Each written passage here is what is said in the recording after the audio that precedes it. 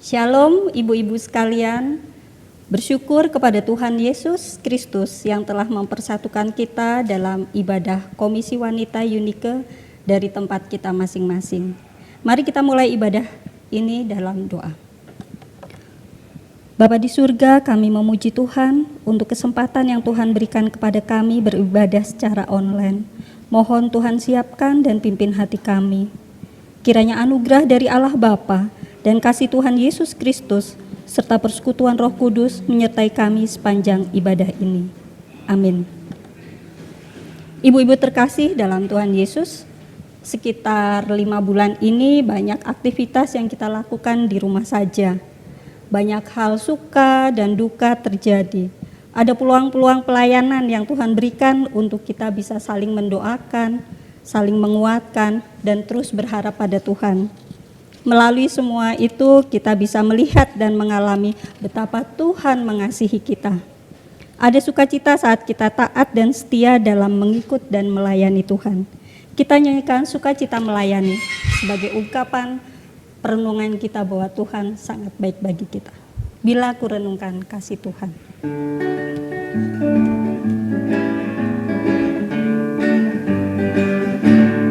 Bila ku renungkan kasih Tuhan yang telah menyelamatkan diriku, walau salib berat ditanggungnya, apa balasanku padanya? Seperti Kristus mengasihi daku, ku mau mengasihinya selalu, membawa terang Injil keselamatan sampai Tuhan datang kembali. Oh, bukan pada harta yang fana sukacita itu bertumpuk, tapi sungguh takkan percuma bila melayani Tuhanku. Bila ku renungkan kasih Tuhan yang telah menyelamatkan diriku, walau salib berat ditanggungnya, apa balasanku padanya? Seperti Kristus mengasihi daku, ku mau mengasihinya selalu, membawa terang Injil keselamatan sampai Tuhan datang kembali. Oh, bukan pada harta yang fana sukacita itu bertumpuk, tapi sungguh takkan percuma bila melayani Tuhanku. Oh, bukan pada harta yang fana. Oh, bukan pada harta yang fana sukacita itu bertumpuk, tapi sungguh takkan percuma bila melayani Tuhanku.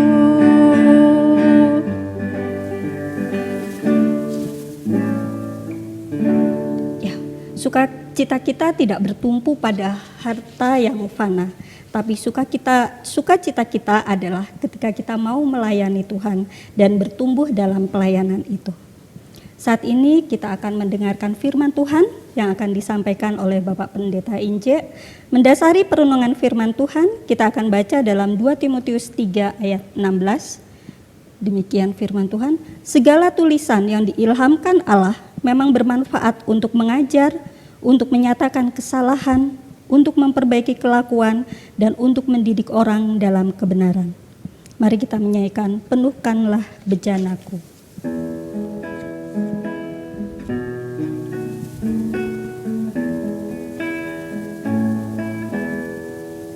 Aku datang dan ku bersujud di hadapanmu, ku rasakan indah hadiratmu.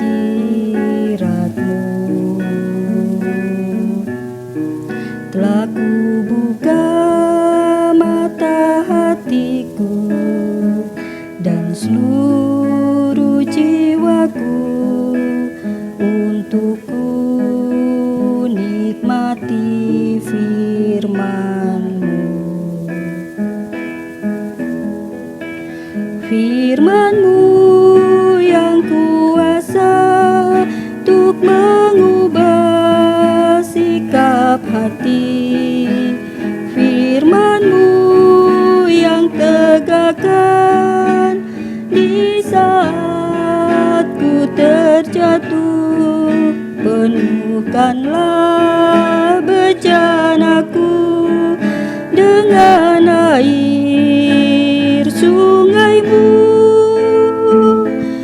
Ku haus akan firman-Mu, firman-Mu yang kuasa.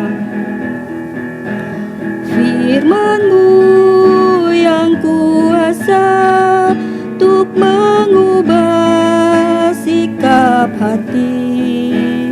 Firman-Mu yang tegakkan di saat ku terjatuh. Penuhkanlah bejanaku dengan air sungai-Mu. Ku haus akan firman-Mu.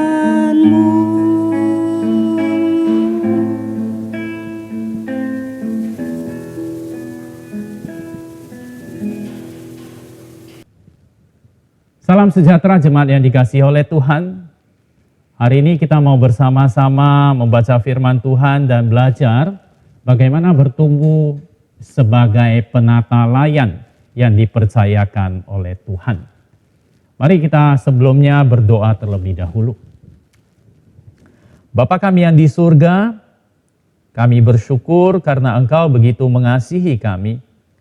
Engkau memberikan kami karunia-karunia yang boleh kami gunakan untuk hal-hal yang Engkau percayakan. Demikian juga segala sesuatu yang ada di dalam hidup kami boleh membuat kami memiliki keleluasaan untuk menjalani hidup, menggunakan semuanya, bahkan Tuhan kami gunakan untuk kemuliaan-Mu. Hari ini Engkau yang menolong kami supaya lebih tahu lagi apa yang menjadi kehendak-Mu, sehingga semua yang Engkau percayakan benar-benar kami gunakan dengan bertanggung jawab. Kami berdoa menyerahkan waktu yang akan kami lalui ini ke dalam tangan-Mu. Mohon pimpinan Tuhan dalam nama Yesus Kristus. Amin. Saya ingin mengajak jemaat sekalian, para ibu-ibu untuk membaca satu bagian firman Tuhan. Saya mengajak kita membaca bagian yang cukup kita kenal di dalam Matius pasal 25. Tapi saya hanya akan mengajak kita membaca ayat yang ke-24 sampai ayat 30. Saya akan membacakannya. Kini datanglah juga hamba yang menerima 1 talenta itu dan berkata, Tuan, aku tahu bahwa Tuan adalah manusia yang kejam, yang menuai di tempat di mana Tuan tidak menabur, dan yang memungut dari tempat di mana Tuan tidak menanam. Karena itu aku takut dan pergi menyembunyikan talenta Tuan itu di dalam tanah. Ini terimalah kepunyaan Tuan.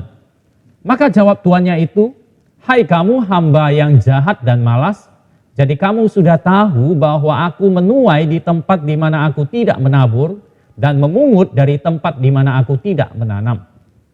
Karena itu sudahlah seharusnya uangku itu kau berikan kepada orang yang menjalankan uang, supaya sekembaliku aku menerimanya serta dengan bunganya. Sebab itu ambillah talenta itu daripadanya dan berikanlah kepada orang yang mempunyai 10 talenta itu. Karena setiap orang yang mempunyai kepadanya akan diberi, sehingga ia berkelimpahan. Tetapi siapa yang tidak mempunyai, apapun juga yang ada padanya akan diambil daripadanya. Dan campakkanlah hamba yang tidak berguna itu ke dalam kegelapan yang paling gelap. Di sanalah akan terdapat ratap dan gertak gigi. Demikian pembacaan firman Tuhan pada hari ini. Jemaat yang dikasihi oleh Tuhan, bagian tadi merupakan bagian dari Matius pasal 25 yang menceritakan tentang perumpamaan talenta. Yesus memberikan perumpamaan tentang seorang tuan yang mempercayakan beberapa talenta kepada 3 orang hambanya. Setiap hamba diberi kepercayaan untuk mengelola talenta yang berbeda. Setelah beberapa waktu lamanya, datanglah tuan tersebut untuk mengadakan perhitungan dengan ketiga hambanya. 2 hamba yang telah mengelola talenta itu dengan baik, yaitu hamba yang mempunyai 5 talenta dan hamba yang mempunyai 2 talenta. Mereka mengelolanya dan yang memiliki 5 talenta mendapatkan hasil 5 talenta. Yang diberikan 2 talenta mendapatkan 2 talenta. Jadi dengan demikian mereka itu melakukan apa yang dipercayakan dengan baik dan mereka diminta untuk turut mengambil bagian di dalam kebahagiaan tuannya. Orang yang terakhir yang talentanya 1 talenta itu tidak mengelola talentanya dengan baik dan konsekuensi dari perbuatannya adalah dia dihukum dan sangat berat sekali. Dia dicampakkan di dalam kegelapan yang paling gelap.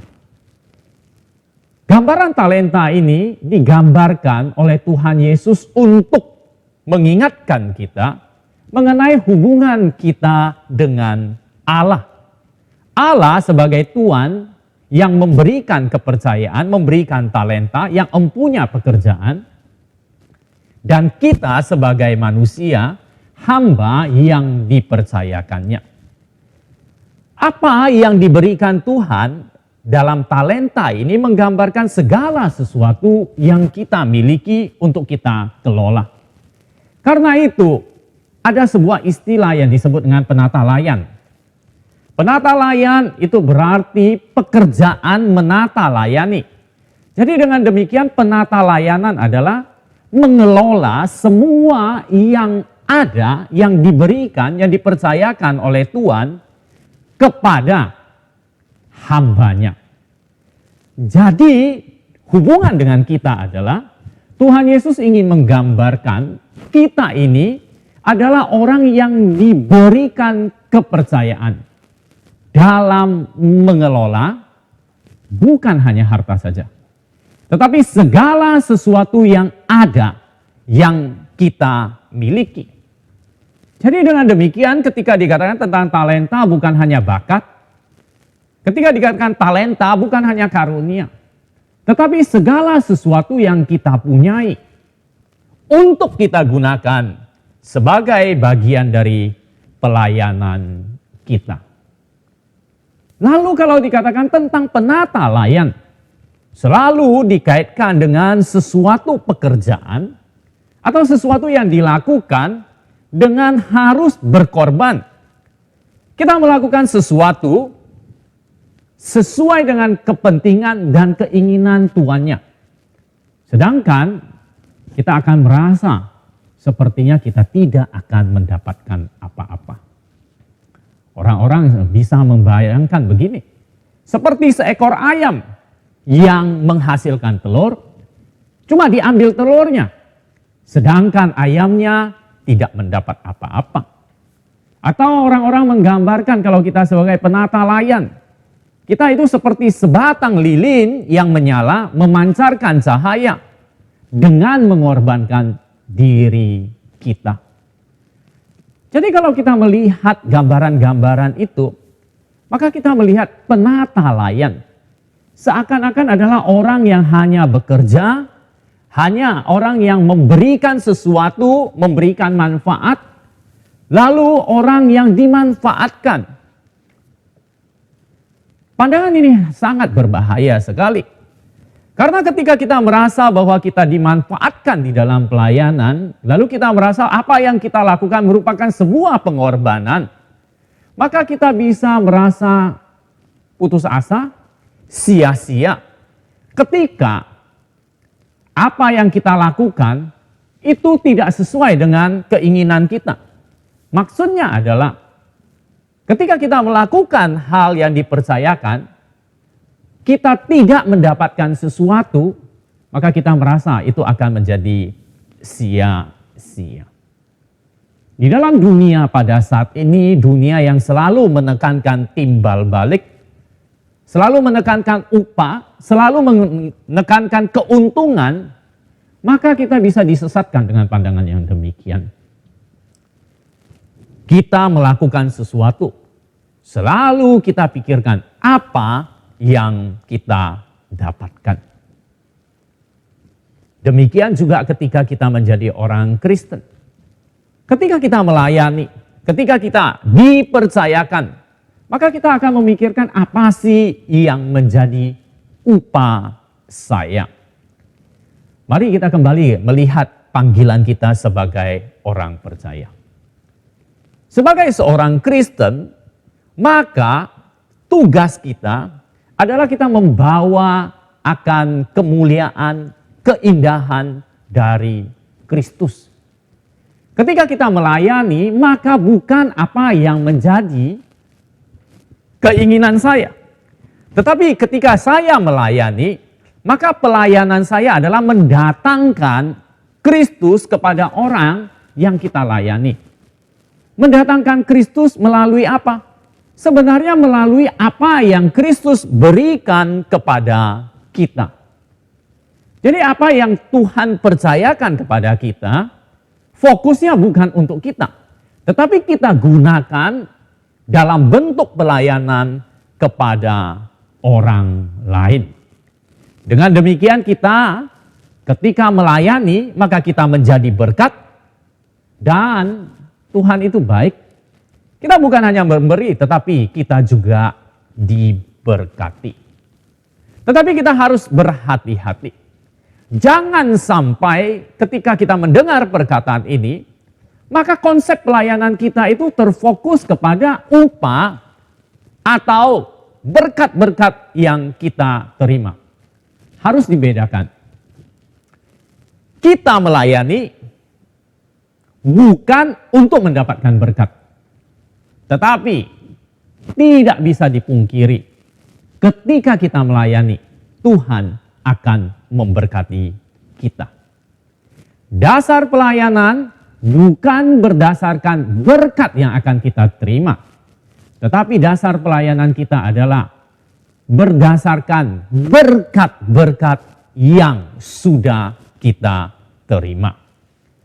Karena itu, melayani Allah dan melayani orang lain, kita harus memiliki motif yang jelas. Kita harus melayani dengan hasil yang bersih. Bukan menggunakan pelayanan itu untuk mendapatkan upah. Bukan untuk mencari upah.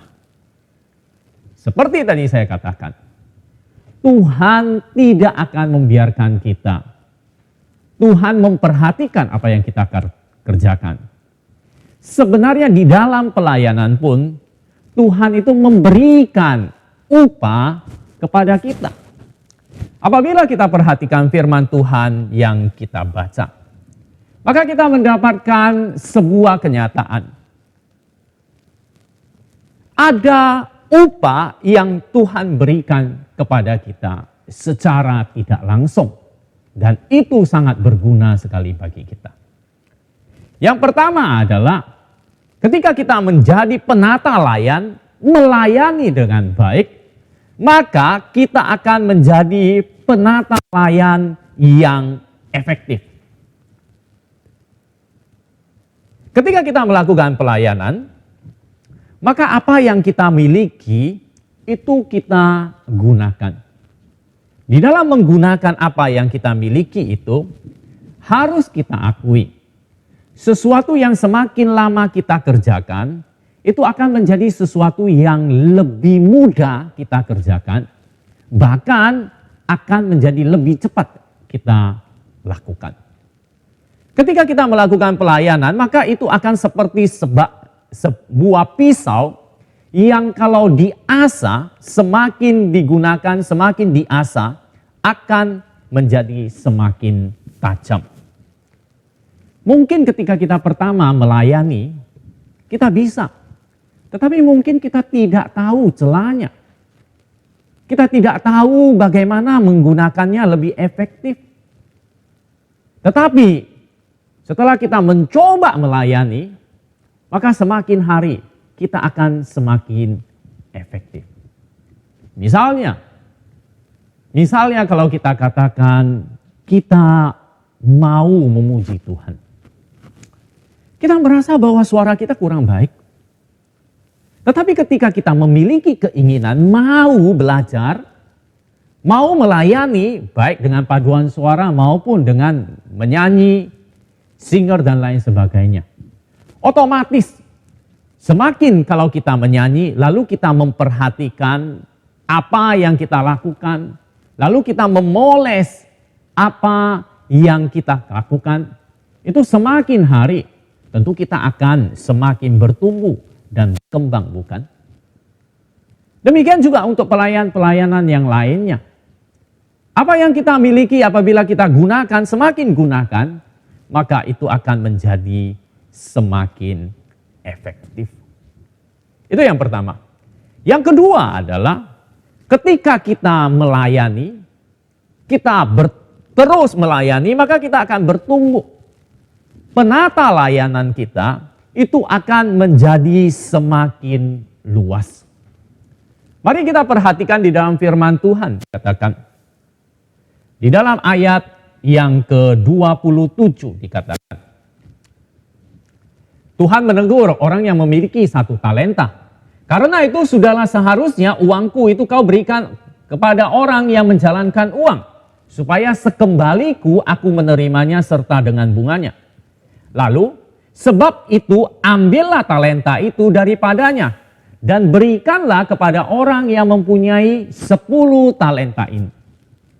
Lihat, orang yang memiliki 1 talenta karena tidak menggunakannya dengan baik, maka talentanya akan dibuang, diambil. Lalu talenta itu diberikan kepada orang yang menggunakan talenta itu dengan baik. Dengan kata lain, orang yang memiliki 5 talenta, sekarang mempunyai 10 talenta, hasil dia sendiri 5 talenta, ditambah lagi 1 talenta dari hamba yang malas ini. Jadi dengan demikian, selain pelayanan kita efektif, maka pelayanan kita itu akan menjadi semakin luas.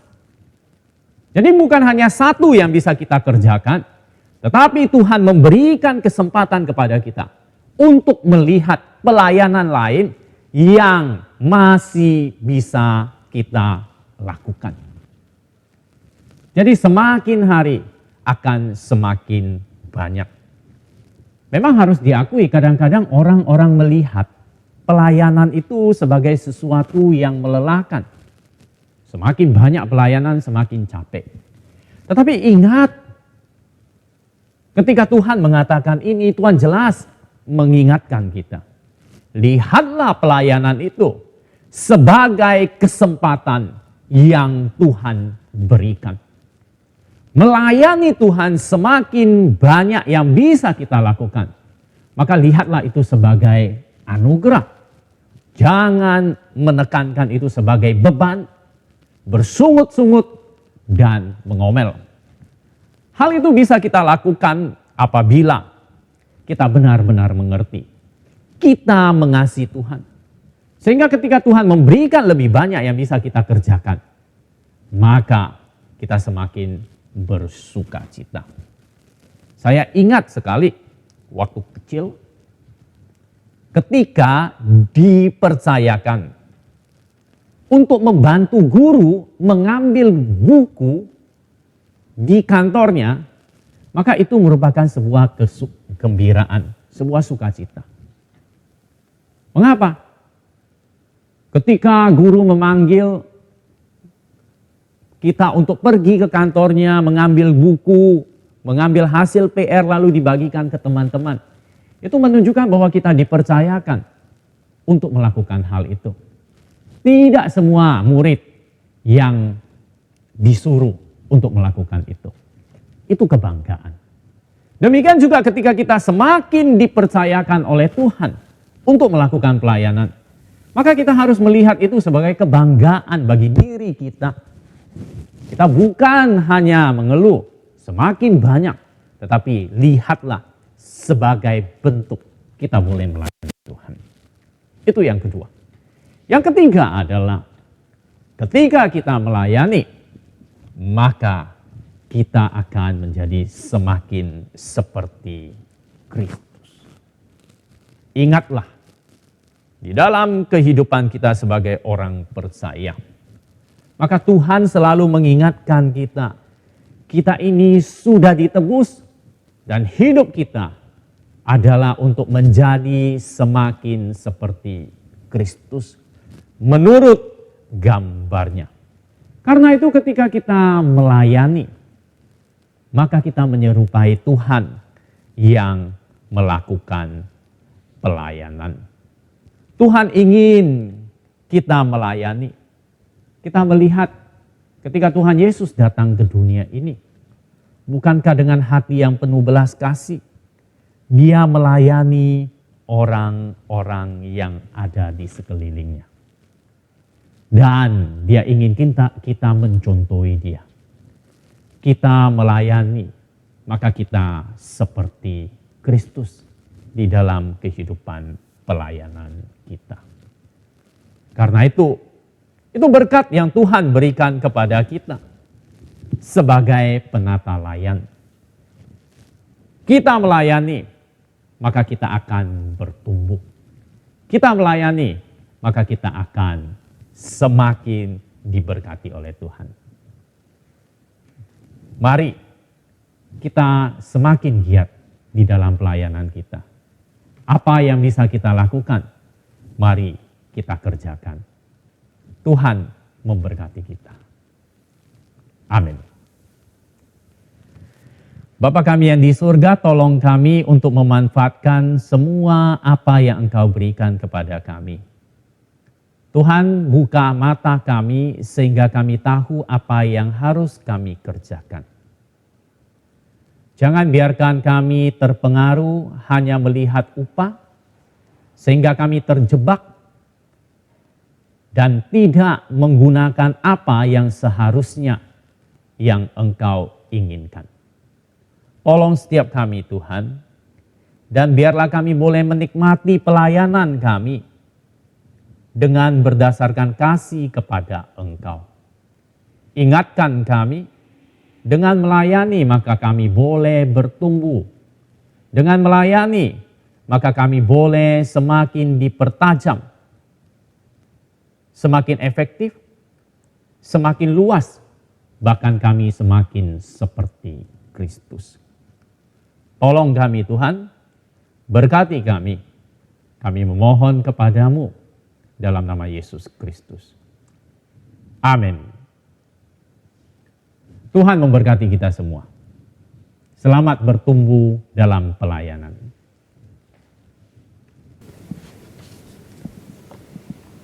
Demikian firman Tuhan yang telah menguatkan dan meneguhkan kita untuk terus makin bertumbuh di dalam Tuhan.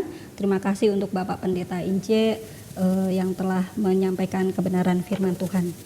Ada 2 pengumuman bagi kita semua. Yang pertama bahwa ibadah Komisi Wanita berikutnya akan kita laksanakan bersama masih dengan secara online pada tanggal 4 September. Dengan tema menjadi murid Kristus yang bertumbuh dalam mengambil keputusan. Firman Tuhan akan dilayani oleh Ibu Sija Ruslanto dengan MC Ibu Casey. Kemudian yang kedua, kita semua berharap ibu-ibu sekalian tetap semangat dan tetap menjaga kesehatan, mengikuti protokol kesehatan yang disarankan oleh pemerintah sehingga kita bisa melalui masa pandemi ini dengan imun dan iman yang semakin kuat. Mari kita akan mengakhiri ibadah kita pada sore hari ini. Kita menyanyi Bapa terima kasih.